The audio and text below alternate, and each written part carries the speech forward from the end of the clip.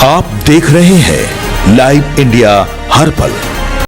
बोकारो में भारतीय जनता पार्टी के झारखंड के पूर्व प्रदेश अध्यक्ष सह राज्यसभा सदस्य दीपक प्रकाश ने बोकारो के सर्किट हाउस में प्रेस कॉन्फ्रेंस किया और महिला आरक्षण को लेकर के कांग्रेस पार्टी और विपक्ष पर जमकर हमला बोला। साथ ही उन्होंने विपक्ष की पार्टियों को महिला विरोधी भी करार दिया। मीडिया के, प्रिंट मीडिया के और सभी छायाकार जो आज के प्रेस कॉन्फ्रेंस में उपस्थित है, मैं दिल की गहराई से उनका अभिनंदन और स्वागत करना चाहता हूं, क्योंकि कम समय में आप सब लोगों ने अपनी उपस्थिति दर्ज की है और एक ऐसे विषय पर हम सब आज आपके बीच में हम आए हैं जिसको हम सबको जानते हैं कि 16 और 17 अप्रैल पूरी देश की निगाहें भारत के संसद अर्थात लोकसभा पर टिकी हुई, खास करके 70 करोड़ महिलाओं के राजनीतिक भविष्य, सामाजिक, आर्थिक और राजनीतिक भविष्य उस लोकसभा के चर्चा के ऊपर टिकी हुई। हम सबको जानते हैं कि भारतीय जनता पार्टी और एनडीए गठबंधन के नेतृत्व वाली मोदी जी की सरकार महिला सशक्तिकरण के लिए, उनके राजनीतिक अरुणोदय के लिए लगातार काम कर रही है और इसी दृष्टिकोण से 2023 में लोकसभा के चुनाव के पहले नारी बंधन अधिनियम बिल ला करके महिलाओं को 33% विधानसभा में, लोकसभा में, राज्यसभा में देने का निर्णय किया था और वो बिल पास हुआ। लेकिन वर्तमान में जो 16 और 17 अप्रैल को उसी में 3 और अधिनियम को जोड़ने के लिए, एक तो जिसको कह सकते हैं कि डिलिमिटेशन, परिसीमन अधिनियम संशोधन बिल लाया गया। दूसरा, केंद्र शासित जो प्रदेश है और उसमें क्या बिल के माध्यम से क्या उसका लाभ मिलेगा केंद्र शासित प्रदेश को, उसमें जोड़ने का प्रयास किया है संशोधन। और संविधान के 121वें जो संशोधन है उसको कैसे लाया जाए, तो मतलब 3 विधेयक उसके साथ ला करके 2029 के चुनाव में महिलाओं को 33% विधानसभा में, लोकसभा में और राज्यसभा में उनका प्रतिनिधित्व हो। ऐसा चर्चा जब प्रारंभ हुआ तभी कांग्रेस और विपक्षी दलों के जो चेहरे थे उजागर हो गए। जब चर्चा प्रारंभ होने के पहले ही वोटिंग कराने का उसने निर्णय लिया कांग्रेस के लोगों ने, और जब वोटिंग हुआ तो बहुमत के आधार पर इस विषय पर चर्चा के लिए अनुमति ने, स्पीकर ने अनुमति दिया। और हम सब कोई जानते हैं कॉन्स्टिट्यूशनल बिल था, कॉन्स्टिट्यूशनल विधेयक। और जब संविधान में संशोधन होता है किसी भी विषय पर तो 2/3 मेजोरिटी की जरूरत पड़ती है उस विधेयक को पारित करवाने के लिए, कानून बनाने के लिए। हम सब कोई जानते हैं कि 2029 लक्ष्य था प्रधानमंत्री नरेंद्र मोदी जी का, उसमें हम कैसे, इसलिए हम सब कोई जानते हैं कि 1971 का सेंसस, जो जिसको कह सकते हैं जनसंख्या, उस वक्त 54 करोड़ आबादी थी, 54 करोड़ 1971 में। और उसके बाद जब इसमें लोकसभा की जब सीटें आई तो 1976 में 1971 के जनसंख्या के आधार पर लोकसभा की जो सीटें तय की गई वो 550 सीटें, अधिकतम सीटें जो रहेंगी 550। 54 करोड़ की आबादी पर 550 सीटें लॉक किया गया था। ये कब? 1976 में 1971 के जनसंख्या के आधार बनाते थे। अब जो है हम सब कोई जानते हैं कि 140 करोड़ वाली ये जनसंख्या वाला देश है। इसलिए भारत की सरकार ने तय किया कि 800 सीटें लोकसभा में इसकी संख्या निर्धारित की जाए।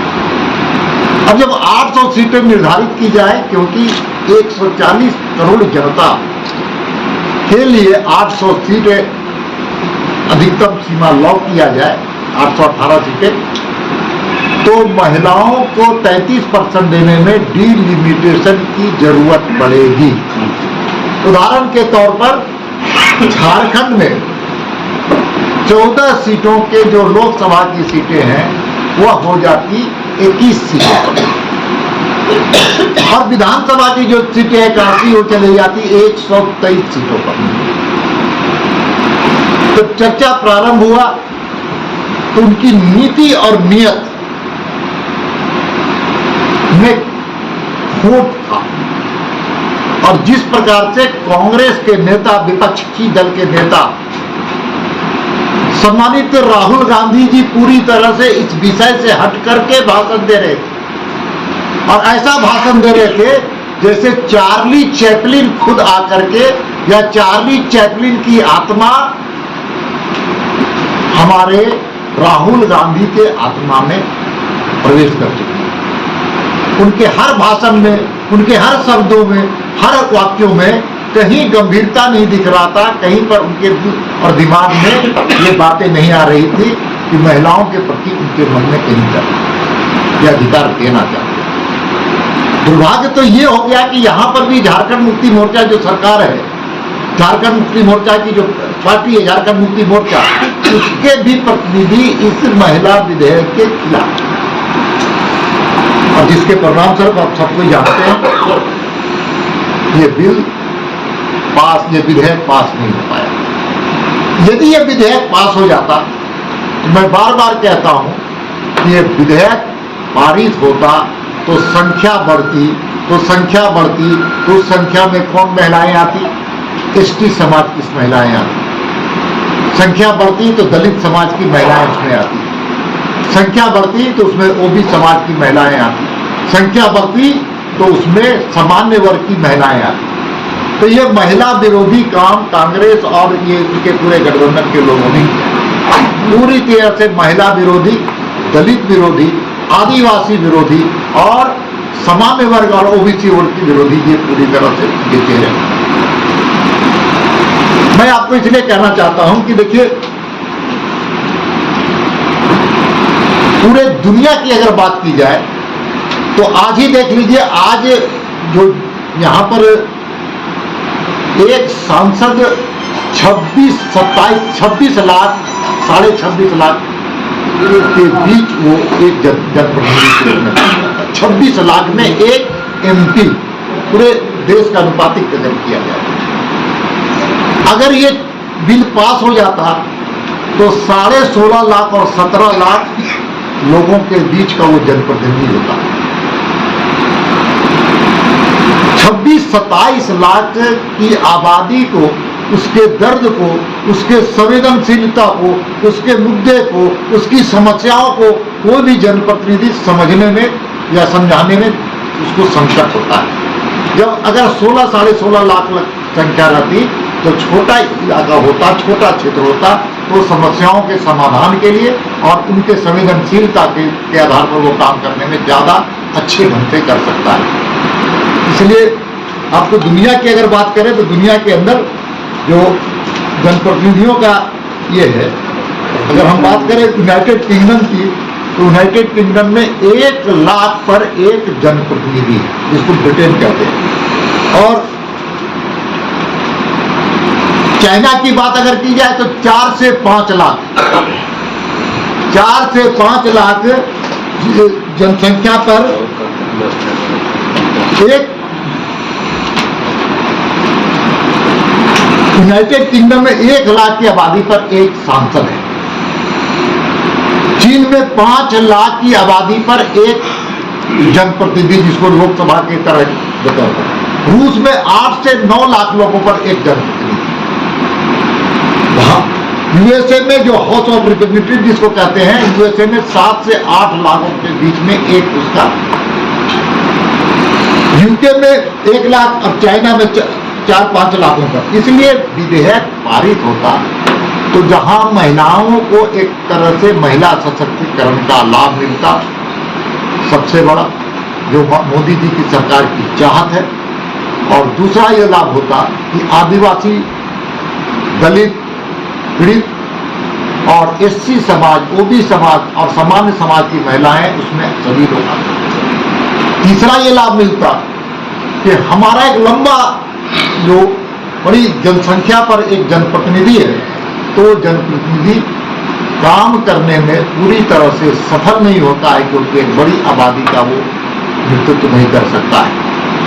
और इसीलिए ये पूरी तरह से कांग्रेस और झारखंड मुक्ति मोर्चा की मंशा साफ है।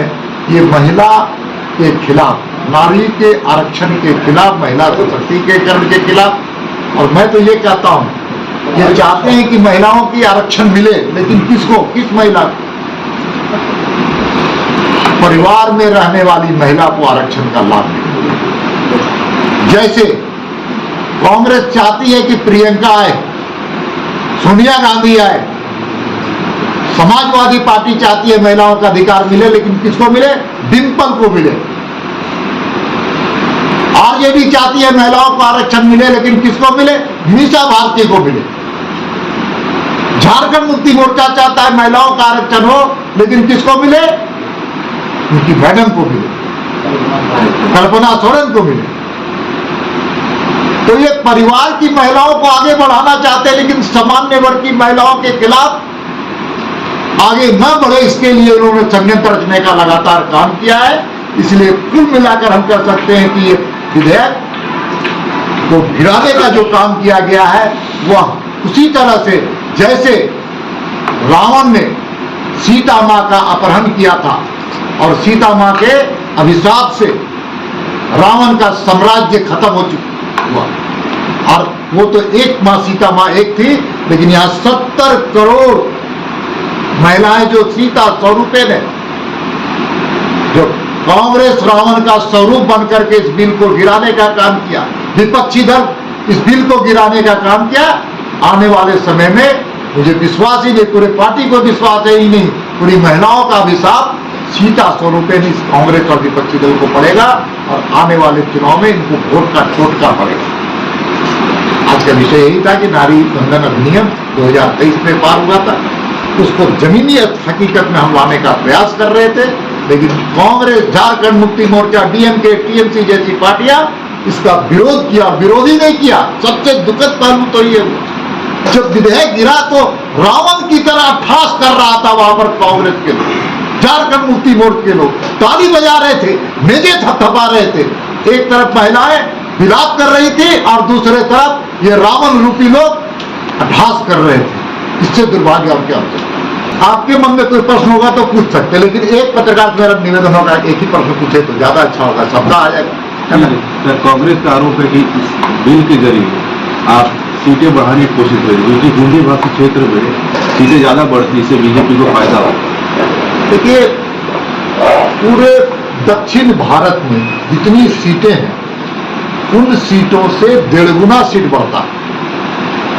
ये बातें हमारे भारत सरकार के गृह मंत्री डाटा के साथ लोकसभा में बताने का काम किया, और कांग्रेस को उन्होंने पूरे आईना दिखाने का काम किया, डीएमके को पूरा आईना दिखाने का काम किया। ये भ्रम की स्थिति कांग्रेस ने फैला करके अपने सहयोगी दलों को झांसे में लेने का काम किया। सच तो ये है, महिला सशक्तिकरण या महिला आरक्षण जिसको हम कह सकते, हमारे लिए राजनीति का विषय नहीं है, हमारे लिए वोट का भी विषय नहीं है। 2023 में जब पास कर रहे थे तो भी हम संकल्प लिए थे कि 2029 में इसको हम लागू करेंगे, और 2029 में नहीं ला सकते थे अगर जब तक इस प्रकार के संशोधन हम नहीं लाते। इसलिए जब हम जमीनी सतह पर चीजों को लाने का काम कर रहे थे तो यही कांग्रेस विरोध की, वो नहीं चाहती है। पिछली बार तो आप लोग के पास जो 2/3 बहुमत चाहिए था, आपकी तीसरी टर्म की गवर्नमेंट है, पिछली बार मिला सकते थे, आपको 2/3 मोहब्बत भी था लोकसभा में। नहीं, सब उस वक्त सभी दलों के लोगों ने समर्थन किया था उस वक्त 2023 में, इसलिए किया था कि 2024 में चुनाव था। चुनावी डर से कांग्रेस के लोगों ने समर्थन किया था, चुनावी डर से समाजवादी ने सहयोग किया था, चुनावी के कारण अन्य दल के लोगों ने सहयोग किया था। हम तो अपने बलबूते पर पास कर ही लिए थे, लेकिन ये 2029 का उसमें संकल्प था कि 2029 में हम इसको लागू करेंगे, और जनसंख्या उसमें लिखा हुआ था, जनसंख्या 2029 तक नहीं पूरा हो सकता है। इसीलिए इस परिस्थिति पैदा हुई कि हमको 2029 कांग्रेस की नीति नियत और नेतृत्व में पाप का भंडार है अगर किसी में, तो राहुल गांधी ने। इसीलिए चुनाव के समय आप लोगों ने सोचा कि इसको लागू करा लिया जाए, ताकि नहीं, ये चुनाव नहीं है, भारतवर्ष में कभी ना कभी हर समय चुनाव होता है। बंगाल के चुनाव के समय अरे ही हर देखा जाता है। सुन लीजिए मेरी बात को, आपने कहा तो मैं बता रहा हूं, इसके पहले भी जब हुआ था तो चुनाव था। 2023 में क्यों उन्होंने समर्थन किया? उस वक्त भी तो चुनाव था।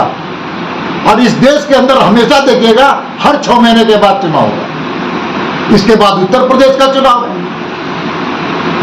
तो चुनाव तो हमेशा रहेगा, लेकिन हमारी नीति और नियत और हमारा उद्देश्य एक बड़े लक्ष्य की ओर जा रहा है, महिला सशक्तिकरण के लिए।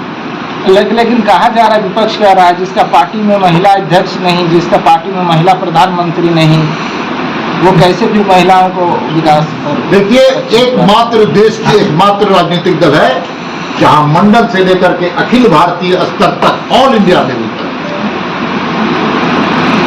हमारे यहाँ 33% सीट पार्टी के अंदर रिजर्व प्रावधान है। हमारे यहाँ अध्यक्ष है तो उपाध्यक्ष है, तो इसलिए हमारे यहाँ सबसे ज्यादा मुख्यमंत्री महिला बनी है। भारतीय जनता पार्टी की सरकार जब राज्य में है तो सबसे ज्यादा हमने बनाया, चाहे उमा भारती हो, चाहे रेखा गुप्ता हो, सिंधिया हो, सब में से हम लोगों ने बनाया। तो अगला प्रधानमंत्री महिला बनेगी?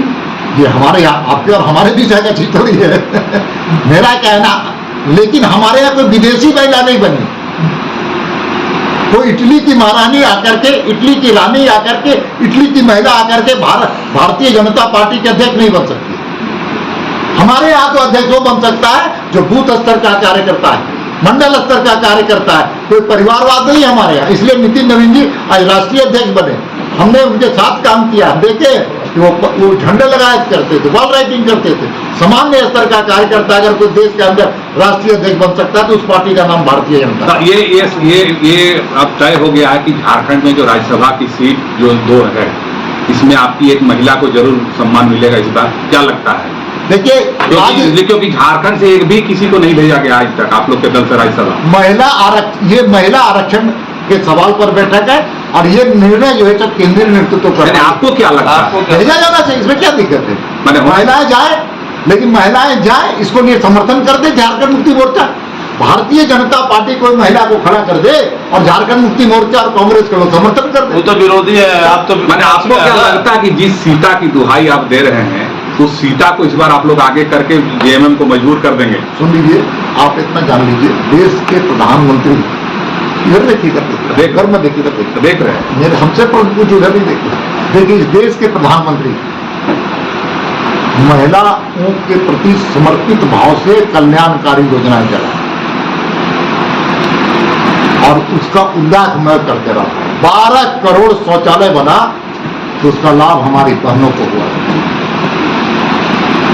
13 करोड़ अगर मुद्रा योजना से लोन दिया गया तो उसमें 10.5 करोड़ महिलाओं को उसमें उज्ज्वला योजना घर घर तक पहुंचानी गई तो हमारी बहनों को लाभ मिला। आयुष्मान योजना का सबसे 84% अगर लाभ किसी को मिला तो महिलाओं को मिला। इसलिए महिलाओं के उत्थान और सामाजिक और राजनीतिक उत्थान के लिए अगर कोई काम करती है तो भारतीय जनता पार्टी को।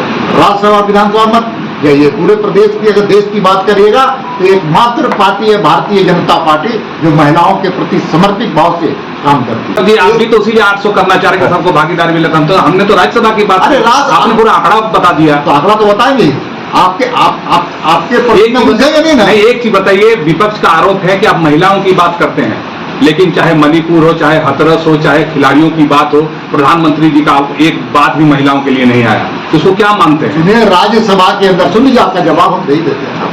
आपके पास जानकारी है तो हमको थोड़ा सा जानकारी है। प्रदेश अध्यक्ष रहे राज्यसभा में, आपको राज्यसभा में सबसे ज्यादा महिलाओं को भारतीय जनता पार्टी ने भेजने का काम किया। आज हमारे यहाँ राज्यसभा में जितनी महिलाएं उतना किसी दल में नहीं। हमारे यहाँ 27 महिलाएं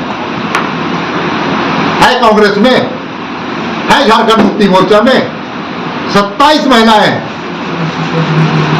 हर क्षेत्र की महिलाएं, कला के क्षेत्र में, खेल के क्षेत्र में, प्रतिभा के क्षेत्र में, राजनीति के क्षेत्र में, सामाजिक जीवन के क्षेत्र में अगर महिलाएं भारतीय जनता पार्टी में राज्यसभा में गई तो वो भारतीय जनता पार्टी। तो आप लोग मांग करेंगे अगला प्रधानमंत्री महिला हो? बोले यहाँ पर मांग कर लीजिए ना, यहाँ मुख्यमंत्री बना दे। ऐसा आप लोग बात करते प्रश्न है। नहीं, हम जो बोले हथरस वाली बात, क्योंकि प्रधानमंत्री को बोलते नहीं है महिलाओं के बारे में, फिर महिला सम्मान का क्या बात हो रहा है? महिलाओं के बारे में तो प्रधानमंत्री बोलते, चाहे मणिपुर हो, चाहे आपके गृह मंत्री भी नहीं गए। कौन आपको कह दिया नहीं गए? अरे विपक्ष आरोप, अरे मणिपुर हम लोग घूम के आए। सुनिए, अरे आप जाने से क्या होगा? सुनिए ना मेरी बात को।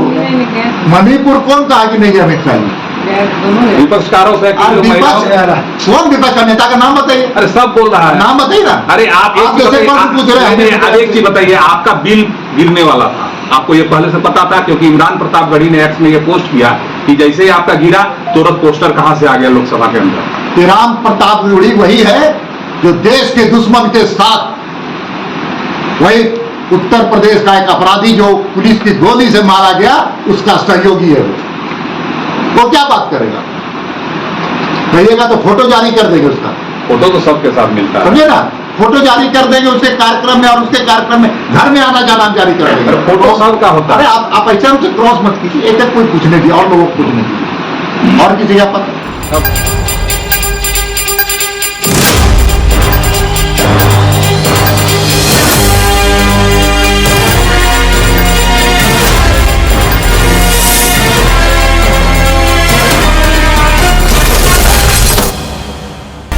आप देख रहे हैं लाइव इंडिया हर पल।